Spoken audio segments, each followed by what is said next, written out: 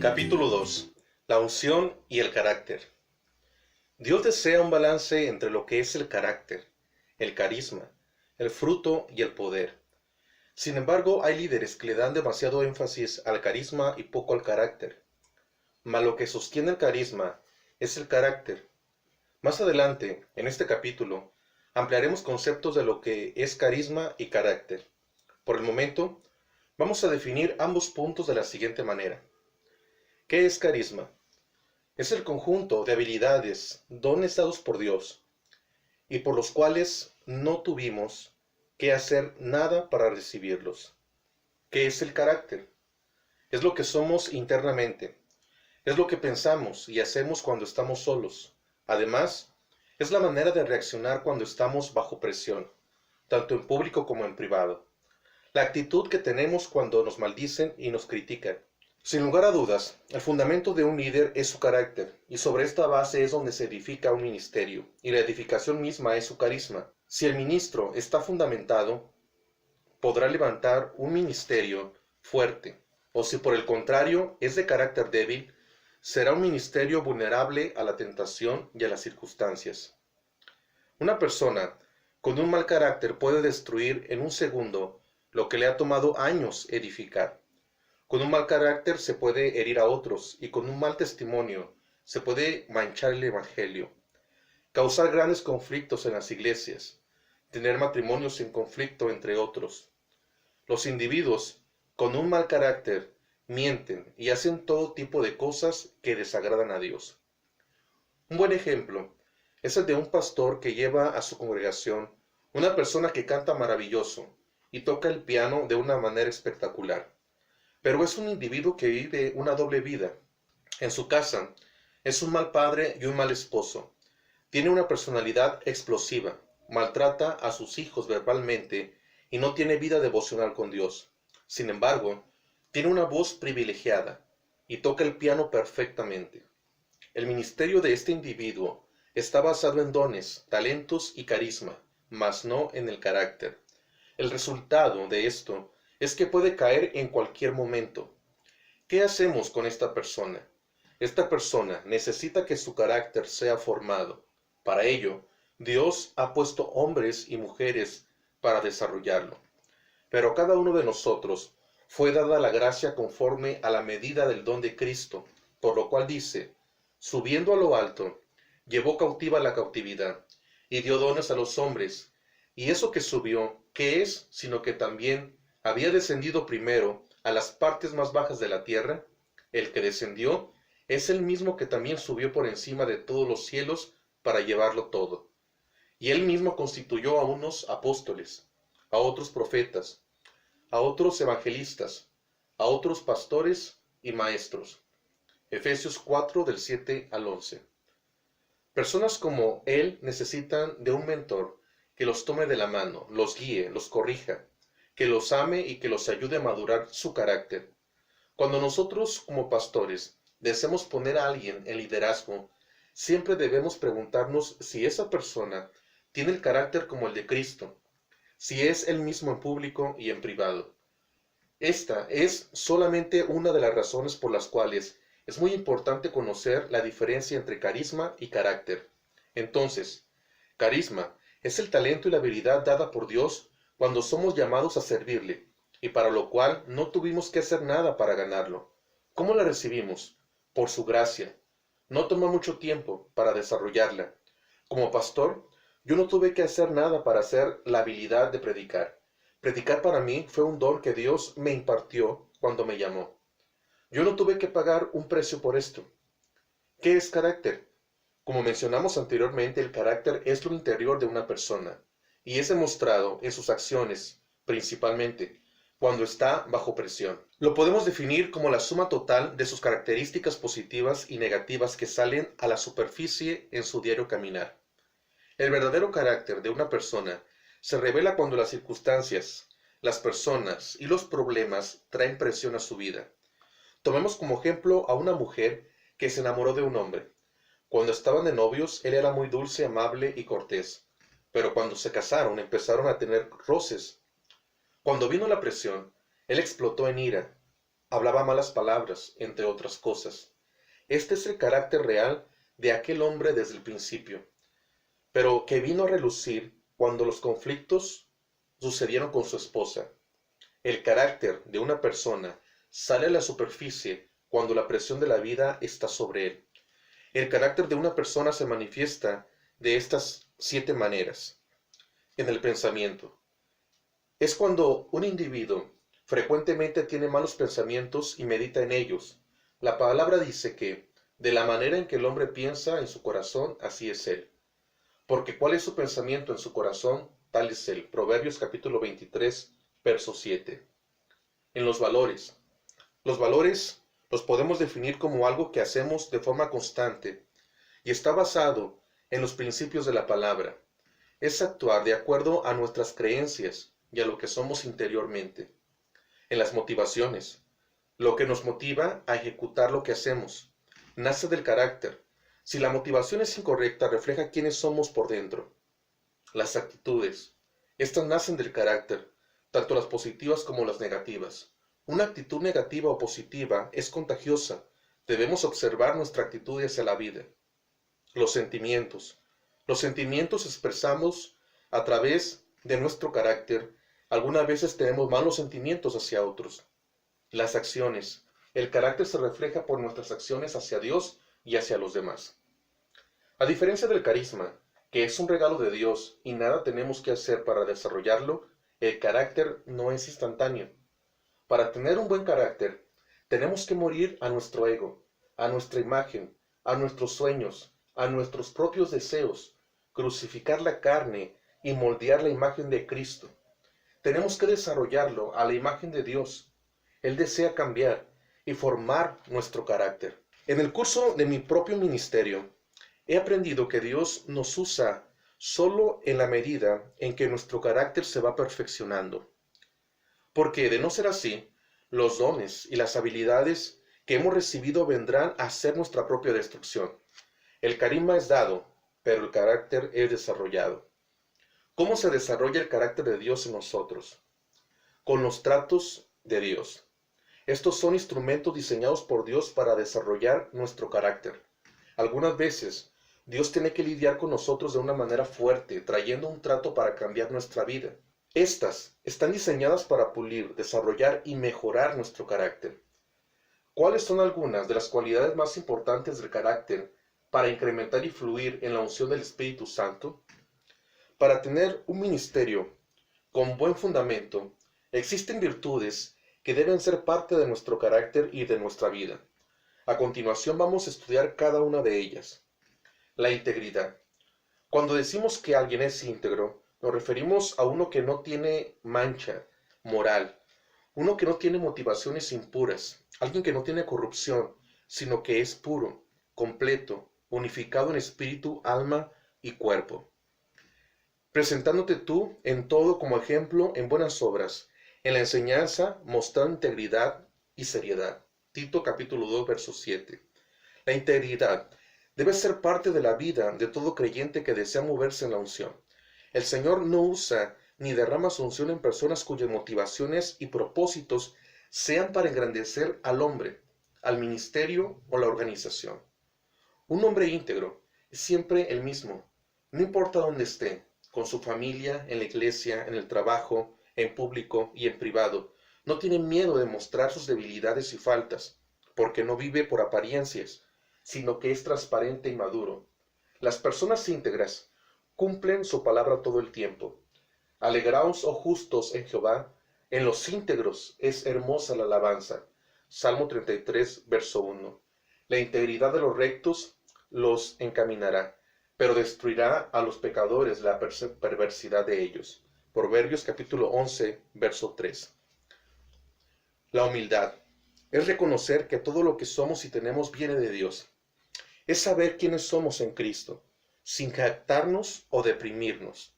Es tener la habilidad de transferir la gloria de Dios. Todo el que desee fluir en la unción debe caminar en humildad, reconociendo siempre su dependencia total de Dios, transfiriéndole la gracia en todo tiempo. es también considerar a los demás superiores a nosotros. Porque así dijo el alto y sublime, el que habita la eternidad y cuyo nombre es el Señor. Yo habito en la altura y la santidad, y con el quebrantado y humilde de espíritu, para hacer vivir al espíritu de los humildes y para vivificar el corazón de los quebrantados. Y Isaías 57, verso 15. La obediencia. Hay virtudes que hacen a un hombre y una mujer grandes delante de Dios. Una de esas grandes virtudes es la obediencia. Cuando Dios unge a una persona y le confía su unción, espera que sea obediente. Él mismo dijo, quiero obediencia y no sacrificio. Un pequeño acto de obediencia puede abrir grandes puertas en el Señor. Juan Bautista nunca sanó un enfermo, nunca resucitó un muerto, nunca abrió el mar, ni hizo algún milagro. Sin embargo, Jesús dijo lo siguiente de él: de cierto os digo, entre los que nacen de mujer no ha levantado otro mayor que Juan el Bautista, pero el más pequeño en el reino de los cielos mayor es que él. Mateo 11:11. La pregunta que surge es, ¿qué hizo grande a Juan si no hizo ningún milagro? Por supuesto que fue su obediencia al llamado de Dios en su vida. En otras palabras, la obediencia impresiona al Señor y nos puede llevar a ser grandes delante de sus ojos y no delante de los ojos del hombre. La sumisión. Es cuando le damos cuentas a alguien por nuestras acciones y decisiones. Tenemos que dar cuentas de todo, matrimonio, ministerio, entre otros. Es sabio y prudente que todo creyente, líder o ministro le dé cuentas a alguien de su vida. Es efectivo hacer esto por diferentes razones. Para tener cobertura espiritual, debemos tener a alguien que nos corrija cuando nos equivocamos, que esté sobre nosotros para dar cuentas de nuestra doctrina, nuestra familia y de nuestras propias decisiones. Yo creo que no hay un hombre o una mujer que haya escalado tan alto que no necesite cobertura espiritual. No importa si es apóstol, profeta, maestro, evangelista, pastor o reverendo, usted necesita una cobertura espiritual, aunque esto no significa estar afiliado a algún concilio. Personalmente, yo como pastor le doy cuentas a hombres con madurez y peso espiritual. No lo hago por obligación, sino voluntariamente, basado en una relación de pacto, de amor, de compañerismo, sin que esto afecte la visión del ministerio. Hoy día encontramos gran cantidad de ministros, especialmente algunos cantantes que no se someten ni le dan cuenta de su ministerio ni de su vida a nadie. Y eso puede ser muy peligroso, porque ¿quién le puede corregir a esa persona si entra en falsa doctrina, si cae en pecado o si está haciendo algo indebido? Para protección de nuestra vida y ministerio, cuando tenemos una cobertura espiritual, siempre habrá alguien que nos corrija si hacemos algo mal. Esta es la única manera de crecer efectivamente. Esta cobertura servirá para proteger nuestros ministerios, familia y otros. Los pastores también necesitamos tener quien nos aconseje y nos ministre. No podemos buscar esa consejería en nuestras ovejas, debido a que algunas no están lo suficientemente maduras como para que abramos nuestro corazón sin afectarlas. En cambio, si tenemos una cobertura espiritual o un mentor en nuestra vida, éste nos podrá escuchar sin divulgar lo que decimos, nos ayudará y nos restaurará. Obviamente, debe ser alguien que sepa más que nosotros y que tenga más virtudes que nosotros. Es importante obedecer y someterse a Dios y a una cobertura espiritual para nuestra propia protección. La pureza. En el Antiguo Testamento, cuando una persona era ungida, pasaba por un proceso de limpieza. Por eso, Dios derramaba su unción en vasos limpios y puros. Cuando hablamos de pureza, hablamos de dos cosas específicamente: motivos e intenciones. Dios no puede derramar su unción en un individuo que tiene motivos e intenciones impuras para ministrarle. A continuación, detallaré principios que yo siempre aplico a mi vida y que usted también puede y debe aplicar para mantener sus motivaciones e intenciones puras. Todo lo que lleve a cabo, hágalo en el nombre de Jesús. Cuando hacemos algo en el nombre de Jesús, desde un principio, tenemos la garantía de que Dios nos respalda. Y todo lo que hacéis, sea de palabra o de hecho, hacedlo todo en el nombre de Jesús, dando gracias a Dios Padre por medio de él. Colosenses 3:17. Hágalo de todo corazón. De todo corazón implica con todas sus fuerzas, con su inteligencia, con todo lo que puede dar, y no para los hombres, sino para Dios. Si canta, si predica, si danza, no lo haga a medias, sino con todo su corazón. Y todo lo que hagáis, hacedlo de corazón, como para el Señor y no para los hombres. Colosenses 3:23. Hágalo para la gloria de Dios. Para nosotros mantenernos puros y para que la unción pueda fluir en nuestra vida, primero tenemos que hacer todo en el nombre de Jesús, de todo corazón y para la gloria de Dios. El hombre o mujer de corazón puro no busca su propia agenda, no hace las cosas para ser visto, ni tampoco lo hace a medias. La intención y el motivo son engrandecer el reino y el nombre de Jesús.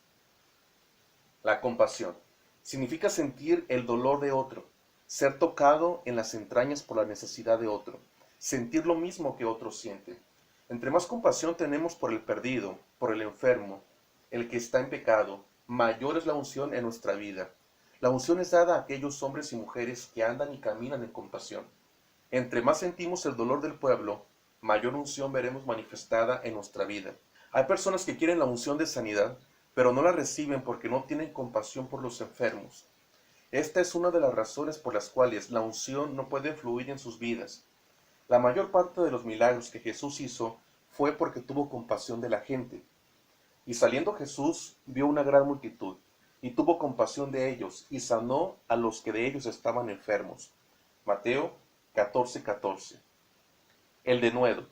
La palabra denuedo viene del griego parecha, que significa osadía, audacia, atrevimiento, franqueza para hablar. Denuedo es lo opuesto al temor. No es una cualidad del carácter humano, sino una virtud que Dios imparte sobre nosotros. Todo creyente, líder, ministro, hombre y mujer que desea fluir en la unción tiene que tener denuedo como parte de su vida. Debe tener el atrevimiento para hablar, predicar con franqueza y sin miedo por lo que tiene que decir. Debe tener la osadía de echar fuera demonios, la audacia de tomar grandes pasos de fe que otros intentan y de hacer cosas que otros no hacen.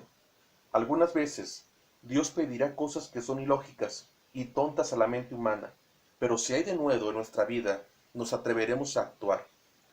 Cuando estábamos en nuestra antigua iglesia, le dije a la congregación que íbamos a comprar el templo que hoy día tenemos, y me dijeron que estaba loco, que era muy costoso para nosotros. Pero yo me mantuve firme y confiado en el Señor.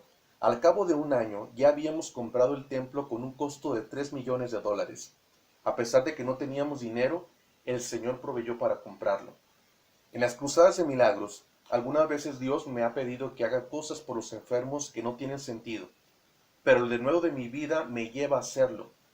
Creo firmemente que es preferible equivocarme pensando que estoy obedeciendo a Dios que quedarme pasivo sin hacer nada. El denuedo es importante en nuestra vida para movernos en la unción. Aunque no lo entendamos, simplemente no razone y atrévese a ser osado en el Espíritu. Hable con franqueza la palabra y cualquier otro sentir que el Espíritu Santo ponga en usted.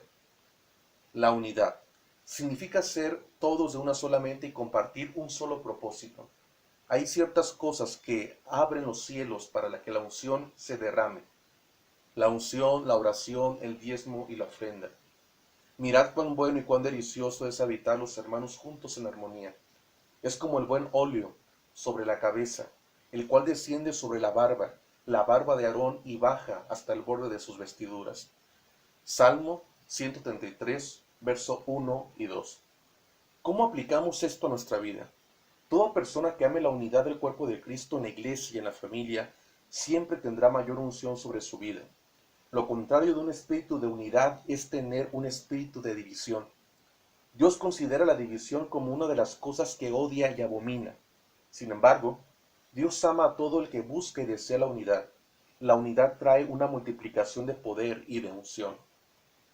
La madurez consiste en reconocer quiénes somos y estar seguros de nuestro llamado, sin sentirnos ofendidos o amenazados por el éxito o los talentos de otros. Madurez no es otra cosa que tener nuestra seguridad en Cristo. La seguridad no proviene del ministerio ni de la iglesia, ya que ese es el trabajo del Señor y no el nuestro. Hemos encontrado muchos creyentes que son líderes y ministros inmaduros, que se ofenden fácilmente y se sienten amenazados por los talentos y las habilidades de otros. Inclusive, se sienten ofendidos por la opinión y la personalidad de otros cuando es diferente a la de ellos. Esto es parte de ser inmaduro. Toda persona que desea fluir en la unción debe actuar con madurez. La unción Es algo santo y Dios nos ha puesto como mayordomos de ella.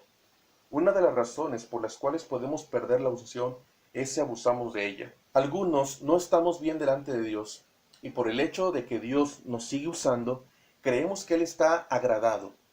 Continuamos viviendo nuestra vida como queremos, pero después viene el juicio de Dios. El creyente maduro no se ofende porque otra persona tiene mayor unción que él o mayor éxito que él, sino que se goza y se alegra porque tiene su seguridad en Cristo. Con todo esto en mente, podemos concluir que para que el Señor nos confíe mayor unción, debemos desarrollar ciertas virtudes importantes, las cuales deben ser parte de nuestro carácter, porque es este el que va a sostener todo el peso de nuestro ministerio. Si el carácter está desarrollado, todo lo demás podrá sostenerse. La madurez de un creyente no se mide por sus acciones, sino por sus reacciones en los momentos difíciles.